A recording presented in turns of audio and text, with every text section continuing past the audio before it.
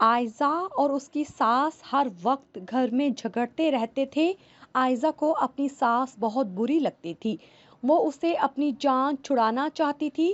کسی نے اسے بتایا کہ تم اس آدمی کے پاس جاؤ، وہ تمہیں تمہاری ساس سے جان چھڑانے کا بہت اچھا حل بتائیں گے۔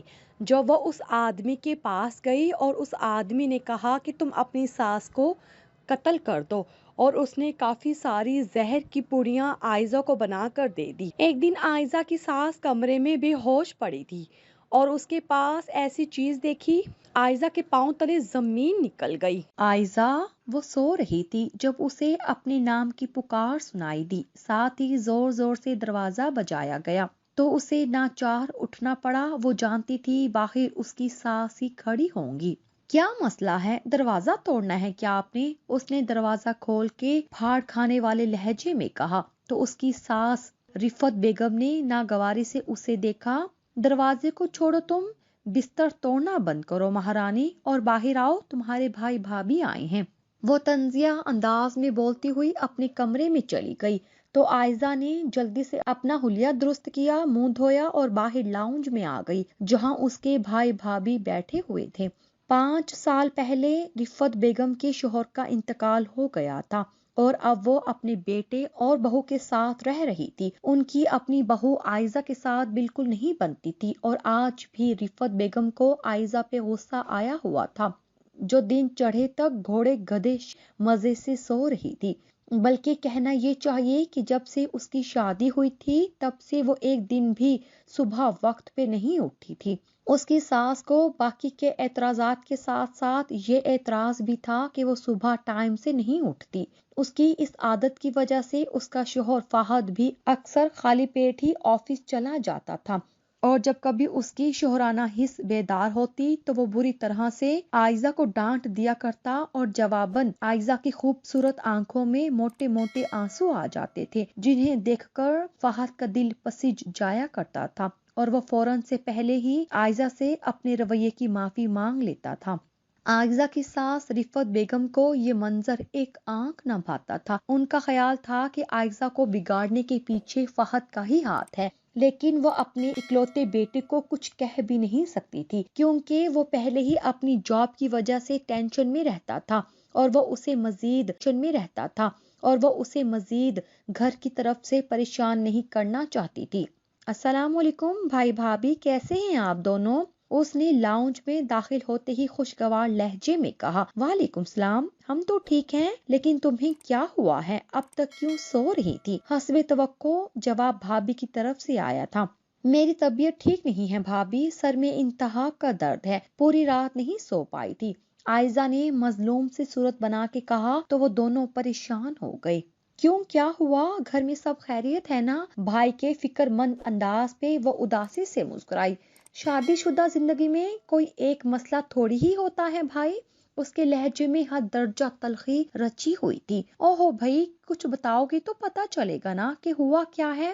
بھابھی آ کر اس کے ساتھ بیٹھی تو اس کی آنکھوں میں آنسو آ گئے۔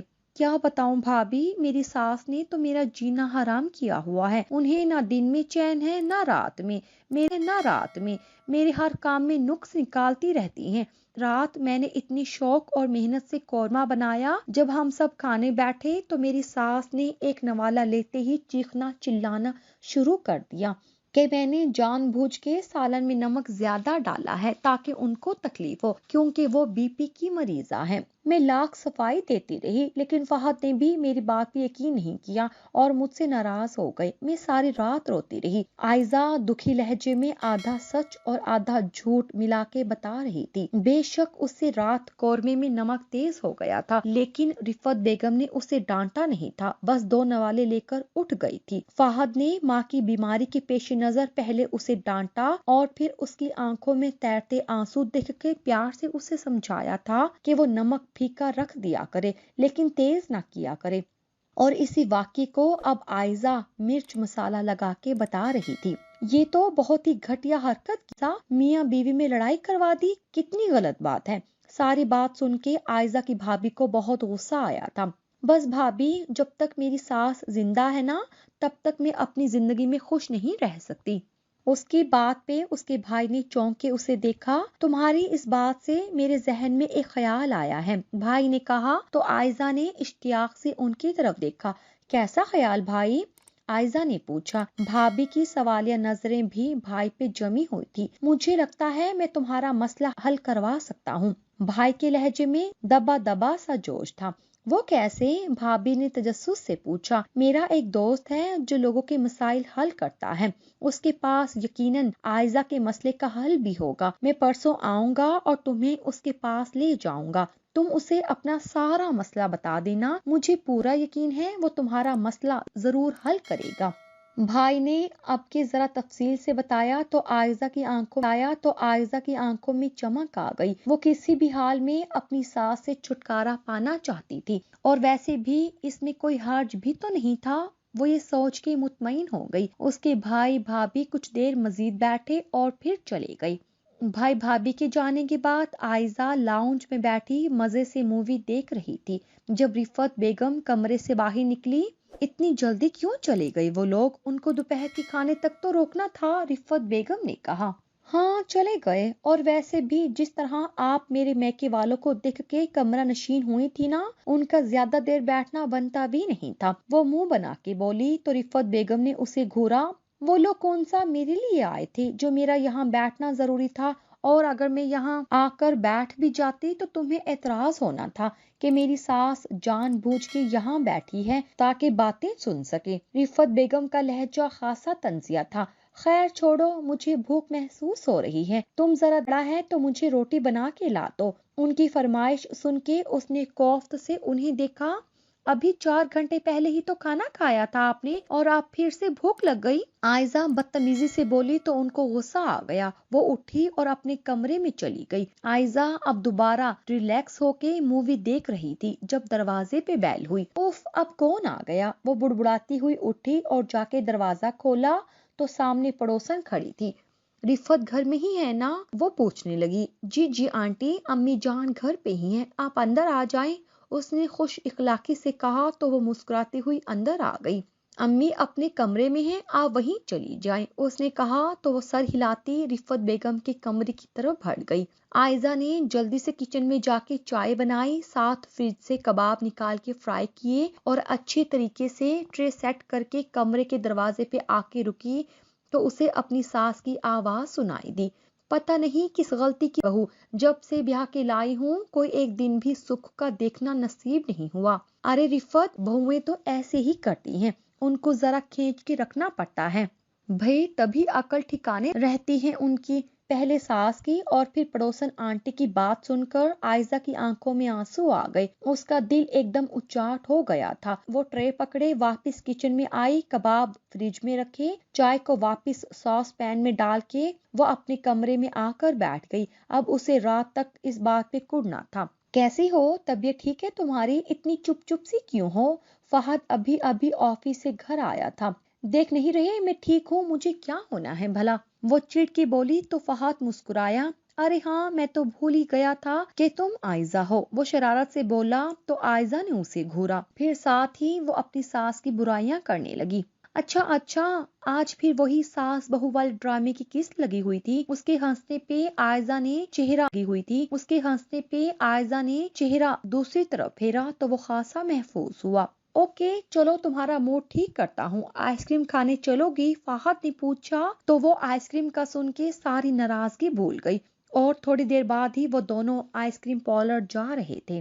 اسے یاد تھا کہ آج بھائی اسے لینے آنے والے ہیں۔ اس نے کل رات ہی فہد سے اجازت لے لی تھی ان کے ساتھ جانے کی، اور اب تیار ہو کر جیسے ہی چادر لے کر کمرے سے باہر نکلی تو دروازے پہ بیل ہوئی۔ اسے پتا تھا بھائی ہی ہوں گے، اس کا اندازہ بالکل درست تھا، دروازے پہ بھائی ہی تھے۔ وہ رفعت بیگم کو جانے کا بتا کر گھر سے نکل آئی۔ بھائی اسے لے کر اپنے دوست کی دکان پر آ گئے۔ وہ حیران ہوئی تھی کیونکہ وہ دکان کسی حکیم کی تھی۔ آ جاؤ عائزہ، بھائی نے کہا تو وہ بھائی کے پیچھے دکان میں داخل ہو گئی۔ وہ کافی چھوٹی سی دکان تھی، وہاں ایک مدبر سا آدمی کرسی پہ بیٹھا ہوا تھا، اس کے آگے میز تھی اور دوسری سائڈ پہ 2 کرسیاں رکھی ہوئی تھی۔ وہ اندر آ کے بیٹھے تو وہ آدمی چونکا۔ ارے سلمان صاحب، آپ؟ جی جمشید صاحب، مجھے آپ کی مدد کی ضرورت پڑی ہے تو آ گیا۔ یہ میری بہن ہے عائزہ، اس کو اپنی ساس سے کچھ مسئلے مسائل ہیں جن کو یہ حل کروانا چاہتی ہے۔ بھائی نے کہا تو جمشید صاحب عائزہ کی طرف متوجہ ہو گئے۔ کیوں بیٹا جی، کیا مسائل ہیں آپ کے اپنی ساس کے ساتھ؟ ان کے پوچھنے پہ عائزہ نے سچ اور جھوٹ دونوں بتا دیے۔ اوہو، یہ تو کافی گمبھیر معاملہ ہے۔ سلمان، تم ذرا باہر جاؤ، مجھے عائزہ بیٹی سے کچھ ضروری بات کرنی ہے، جمشید صاحب نے کہا تو سلمان سر ہلاتا باہر نکل گیا۔ عائزہ بیٹا، تم مجھے انکل کہہ لیا کرو، مجھے اچھا لگے گا۔ دیکھو بیٹا، تمہارا مسئلہ بہت بڑا ہے۔ تمہارے ساس جیسے لوگوں کی وجہ سے ہی تو بچیاں الگ گھر کی ضد کرتی ہیں اور کچھ اپنی ضد منوا لیتی ہیں، لیکن کچھ بچیاں اپنا گھر خراب کروا بیٹھتی ہیں۔ وہ اتنا بول کے ذرا سانس لینے کو رکے۔ تو مجھے کیا کرنا چاہیے انکل؟ عائزہ نے پوچھا تو وہ مسکرائے۔ اپنی ساس سے اپنی جان چھڑوا لو، طریقہ تمہیں میں بتا دیتا ہوں، بہت آسان ہے۔ جمشید صاحب کی بات سن کے اس کا دل بلیوں اچھلنے لگا۔ ہاں ہاں بتائیں، مجھے کیا کرنا ہوگا؟ عائزہ نے پوچھا۔ اپنی ساس کو قتل کر دو۔ وہ ان کی بات سن کے بھونچکی رہ گئی۔ کیا؟ یہ آپ کیا کہہ رہے ہیں؟ وہی جو تم سن رہی ہو۔ اگر اپنی زندگی کو آسان بنانا ہے تو یہ ایک قتل لازمی کرنا پڑے گا تمہیں۔ زیادہ نہ سوچو، بس فوراً فیصلہ کرو۔ اگر تم ہاں کہو گی تو میں تمہارا پورا ساتھ دوں گا، کسی کو کانوں کان خبر تک نہیں ہوگی، یہاں تک کہ تمہارے بھائی سلمان کو بھی کچھ پتہ نہیں چلے گا۔ اس نے انکل کی طرف دیکھا، اس کے دماغ میں ایک طوفان برپا تھا۔ کیا اسے ان کا کہا مان لینا چاہیے یا انکار کر دے؟ وہ سوچ رہی تھی جب اسے اپنی ساس اور پڑوس میں ہو گیا۔ ٹھیک ہے انکل، میں تیار ہوں، آپ بتائیں میں یہ سب کروں گی کیسے؟ وہ ایک طویل سانس لے کے بولی تو انکل کی آنکھوں میں عجیب سی چمک لہرائی جسے وہ اپنے خیالوں میں کھوئی دیکھ نہیں پائی تھی۔ انکل وہاں سے اٹھے اور سامنے الماری سے ایک ڈبہ نکال کے میز پہ رکھا اور پھر ڈبے میں سے صفوف نکال کر کاغذ کی پرچیوں میں منتقل کرنے لگے۔ کافی ساری پرچیاں بنا کے انہوں نے ایک شاپر میں ڈالی اور شاپر اسے تھما دیا۔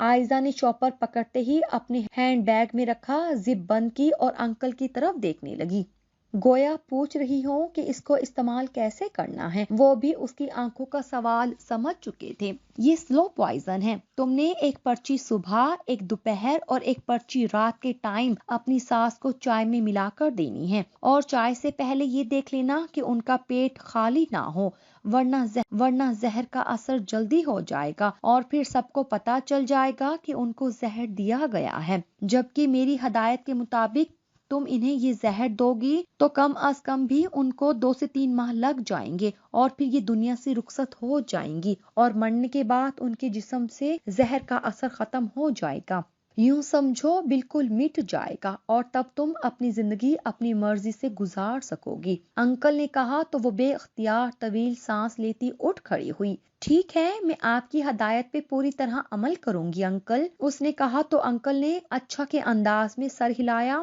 وہ باہر نکلی تو سلمان سامنے والی دکان میں بیٹھا تھا، اسے دیکھ کے فوراً باہر آ گیا۔ ہاں بن گیا کام؟ اس نے پوچھا تو عائزہ نے اسبات نے سر ہلا دیا۔ تھوڑی دیر بعد ہی سلمان اسے اس کے گھر ڈراپ کر کے چلا گیا تو وہ اندر آ گئی۔ اسے اب جلدی سے اپنی ساس کو پہلی خوراک دینی تھی۔ اس نے کچن میں آتے ہی فریج سے سالن نکال کے روٹی بنائی اور ساس کے کمرے میں آ گئی۔ میں زیادہ لیٹ تو نہیں ہوئی نا؟ وہ اندر آتے ہی دانستہ مسکرا کے بولی۔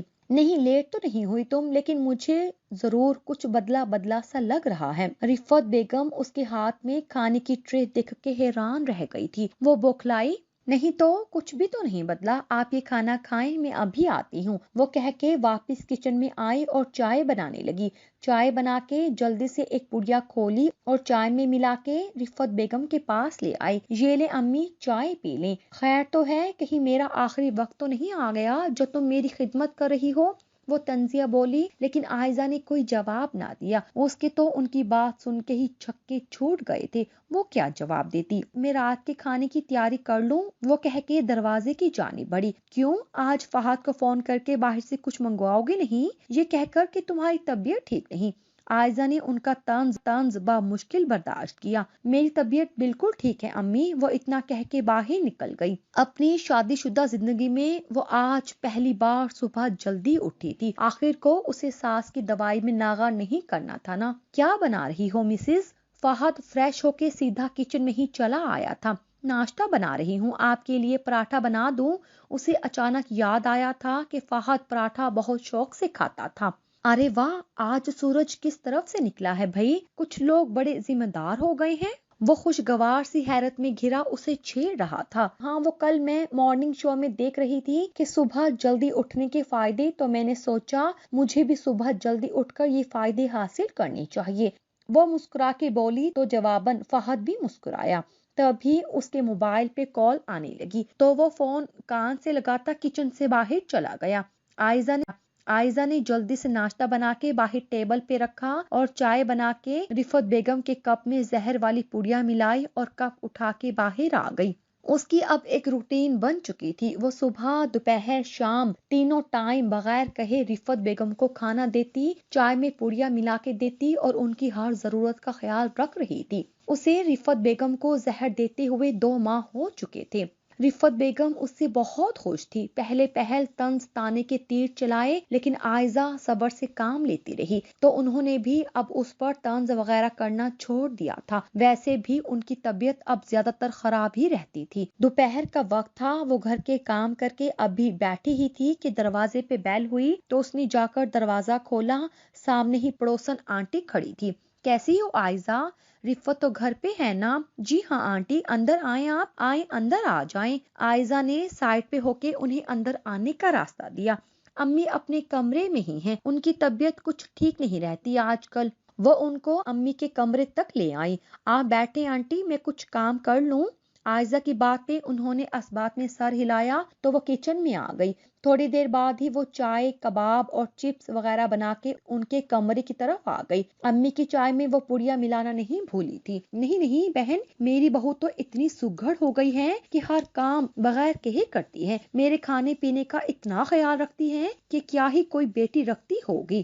وہ ان کی آواز سن کے ٹھٹکی تھی۔ اس کی ساس رفت بیگم اس کی تعریف کر رہی تھی۔ اسے یقین ہی نہ آیا۔ ہائے، یہ کیسے ہوا رفت؟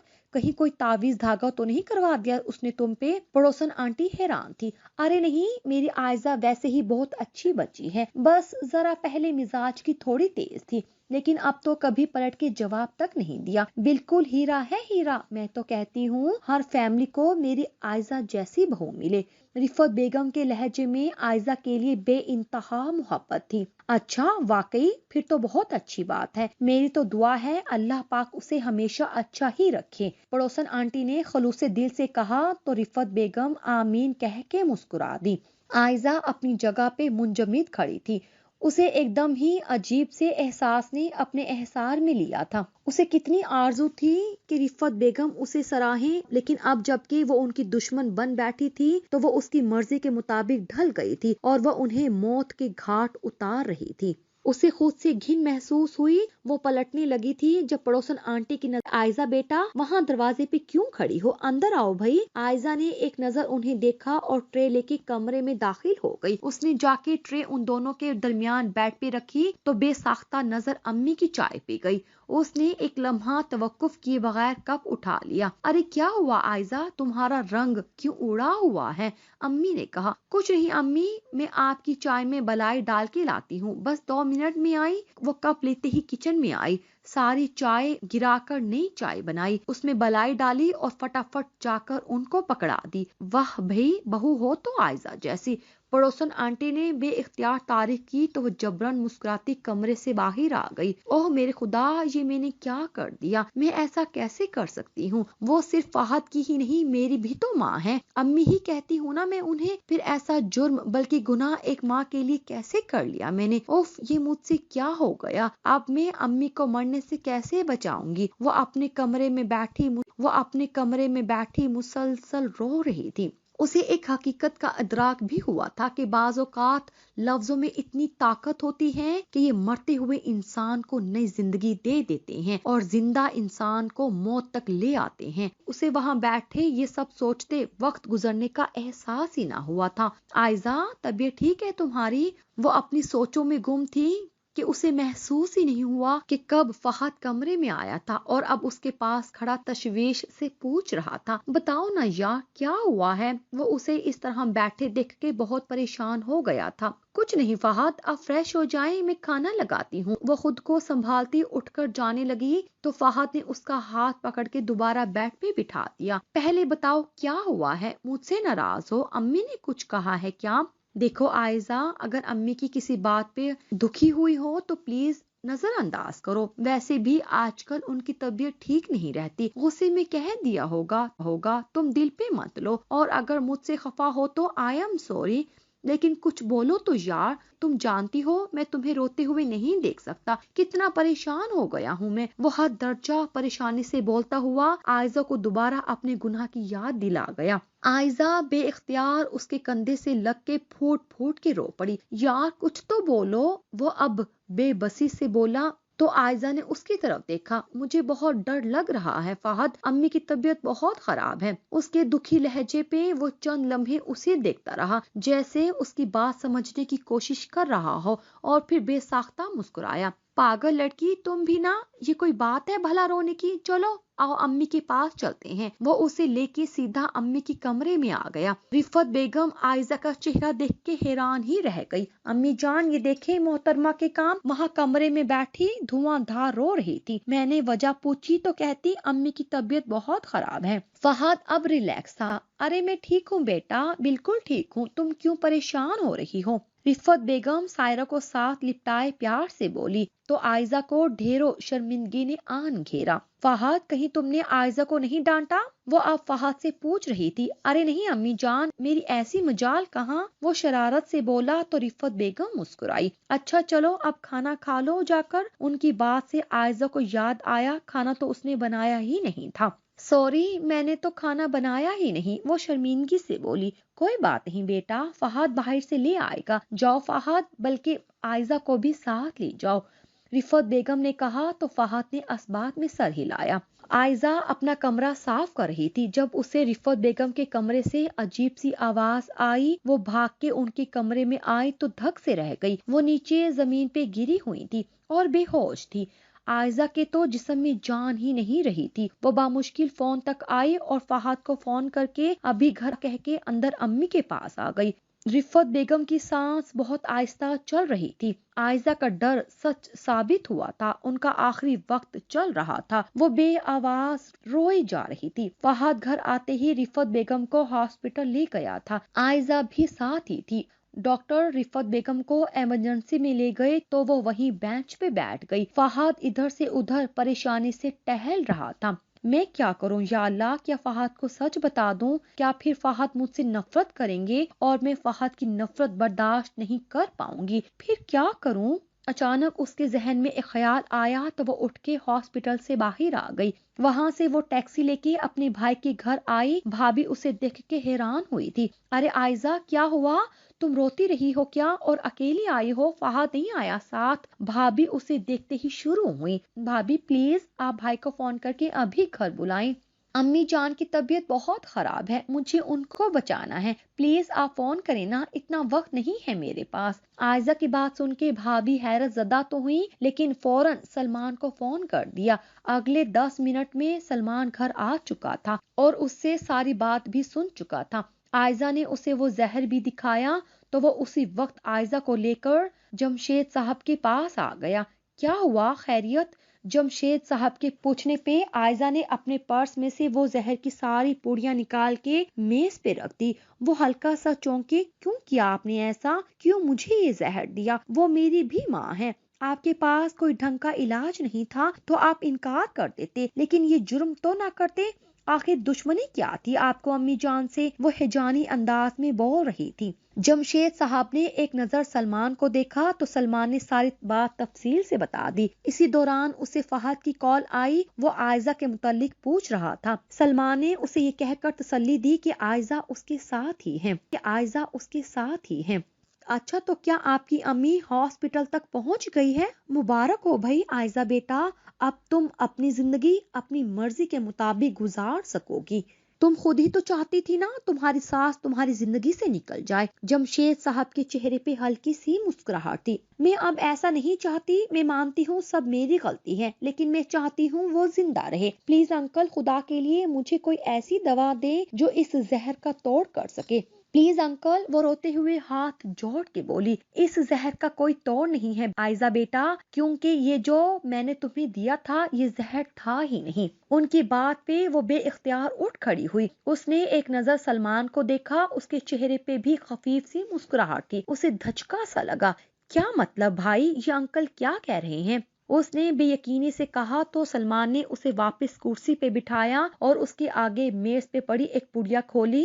یہ دیکھو عائزہ، اس میں کوئی زہر نہیں بلکہ پھلکی سی دوا ہے جو تم رفت آنٹی کو دیتی رہی ہو۔ سلمان بھائی کے انکشاف نے اس سے ساکت کیا تھا۔ جس دن تم نے مجھے اپنے گھریلو حالات بتائے تھے میں تبھی سمجھ گیا کہ 90% لڑکیوں کی طرح تم بھی الگ رہنے کی خواہش مند ہو، کہ تم پہ کسی بھی قسم کی روک ٹوک نہ ہو۔ رفت آنٹی کے تمہارے متعلق کیسے خیالات ہیں یہ جاننے کے لیے میں رفت آنٹی سے بھی ملا تھا۔ ان سے بات کر کے مجھے پتا چلا کہ تمہاری اپنے گھر رہنے کی کیا روٹین ہے، اور یہ کہ رفت آنٹی کو تمہاری کن باتوں پہ اعتراض ہے۔ اگر تم ان اعتراضات کو ختم کر دیتی تو آنٹی کو تم سے کوئی گلہ نہ رہتا۔ خیر، یہ سب جاننے کے بعد میرا فرض تھا کہ میں تمہیں سمجھاتا، لیکن اس سے پہلے میں نے جمشید صاحب کو یہ ساری صورتحال بتائی۔ جمشید صاحب بہت ذہین انسان ہیں۔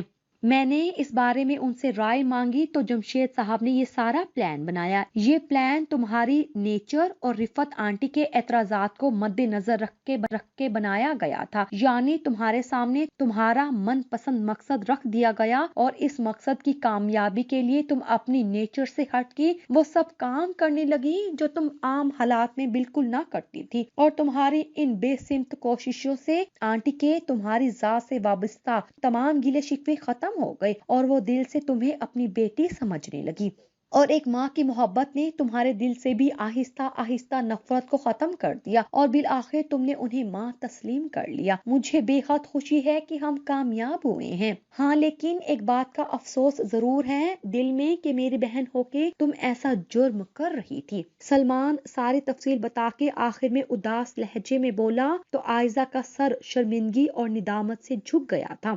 مجھے معاف کر دے سلمان بھائی، میں نے بہت غلط کام کیا ہے، میں امی جان سے ہاتھ جوڑ کے معافی مانگ لوں گی، مجھے یقین ہے وہ مجھے معاف کر دیں گی، اور پلیز بھائی آپ لوگ بھی مجھے معاف کر دیں۔ میں آئندہ زندگی میں کبھی ایسی بات سوچوں گی بھی نہیں اور نہ ہی کبھی آپ کا یہ احسان بھولوں گی۔ آپ کا بہت شکریہ انکل، لیکن ایک بات سمجھ نہیں آئی کہ جب زہر کا کوئی وجود ہی نہ تھا تو امی جان کیوں بیمار ہو گئی؟ اس کے پوچھنے پہ انکل نے ایسے سر ہلایا جیسے انہیں اس سے اس سوال کی توقع ہو۔ بیٹا، بیماری تو اللہ کی طرف سے ہے، تم اپنی امی کی خدمت کرو گی تو وہ جلد ہی ٹھیک ہو جائیں گی، انکل نے کہا تو اس نے اسبات میں سر ہلایا۔ سلمان بھائی مجھے معاف کر دے پلیز، مجھ سے ناراض نہ ہو۔ اس کے لہجے میں اتنی شرم ساری تھی کہ سلمان بے ساختہ مسکرا دیا۔ میں جانتا ہوں بچے کہ تم بہت اچھے سے سب سمجھ گئی ہو، لیکن اس بارے میں آنٹی یا فہد کو کچھ بھی بتانے کی ضرورت نہیں، بس بھول جانا کہ کبھی تم نے کچھ ایسا سوچا تھا، اور آؤ چلو تمہیں واپس ہاسپٹل چھوڑ آؤں۔ سلمان نے اٹھتے ہوئے کہا تو عائزہ بھی اٹھ کھڑی ہوئی۔ ایک بار پھر سے شکریہ انکل، عائزہ نے تہ دل سے کہا تو انکل مسکرائے۔ خوش رہو بیٹوں کہ سب بچیاں اپنے گھروں میں ہمیشہ خوش رہیں، انشاءاللہ۔ جمشید صاحب اوکے، پھر ملاقات ہوگی آپ سے، سلمان صاحب کہہ کے دکان سے باہر آ گیا۔ عائزہ بھی اس کے پیچھے ہی شاپ سے باہر نکلی۔ تھوڑی دیر میں وہ واپس ہاسپٹل پہنچ چکی تھی۔ فہد، امی جان کیسی ہیں اب؟ عائزہ نے آتے ہی بے تابی سے پوچھا۔ کافی بہتر ہیں اب، لیکن تم کہاں چلی گئی تھی؟ فہد نے جواب دینے کے ساتھ ہی سوال کیا۔ وہ سلمان بھائی کو کچھ کام تھا مجھ سے۔ خیر چھوڑیں، آپ یہ بتائیں ڈاکٹر نے کیا بتایا ہے، کیا ہوا تھا ان کو؟ عائزہ کے دل میں ابھی بھی ڈر تھا، ڈاکٹر نے کہا پریشانی والی کوئی بات نہیں، ان کا بی پی شوٹ کر گیا تھا تبھی وہ بے ہوش ہو گئی تھی، لیکن اب امی جان بالکل ٹھیک ہیں اور اگلے 2 گھنٹے میں ہم واپس گھر لے جائیں گے، فہد نے کہا تو عائزہ نے مطمئن انداز میں سر ہلایا۔ شکر ہے اللہ پاک میں جرم کرنے سے بچ گئی، اب میں امی جان کی دل سے خدمت کروں گی انشاءاللہ۔ وہ دل ہی دل میں ارادہ کرتے ہوئے یہ بھی سوچ رہی تھی کہ حکمت اور ذہانت زہر تھا جو انسان کی بجائے انسان کے اندر کی نفرت کو ختم کر